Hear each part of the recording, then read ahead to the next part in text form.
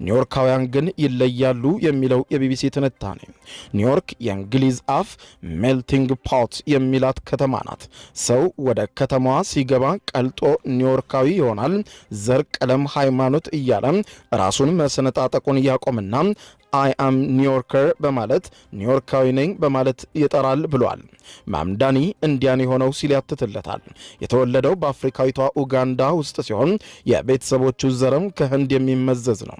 ኢዲ አሚን ዳዳም በህንዶች ላይ ሲዘምትባቸው ወላጆቹም ከኡጋንዳ ወደ እንግሊዝ እንደሸሹ መረጃው የሚያሳይ ሲሆን ኢዲ አሚን ሲሞት ወደ ኡጋንዳ እንደተመለሱም ታሪካቸው ያሳያል።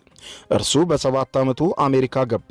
የኒውዮርኳ የኩዊንስ ክፍለ ከተማ ደግሞ አቅልጣ በድጋሚ እንደወለደችው ታሪኩ ያሳያል። አሁን ማምዳኒ ማን ነው ቢባል ኒውዮርካዊ ብቻ መሆኑን ነው የሚናገረው። ያም ሆኖ የዓለም ህዝቦች ከተማ የሆነችው ኒውዮርክና ነዋሪዎቿ ድምጽ ስለሰጡ አንድ በአንድ አመስግኗል። በዚያው በኒውዮርክም ነዋሪ የሆኑ ኢትዮጵያውያንንም አመስግኗል።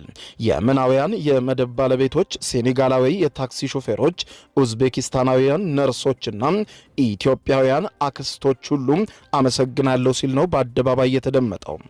የመጤዎች ከተማ ለሆነችው ለታላቋ ኒውዮርክ ከንቲባነት ለመረጡት ኒውዮርካውያን ምስጋና ባቀረበበት ጊዜ ኢትዮጵያውያኑን ኒውዮርኮችን በስም ጠርቶ አመስግኗል።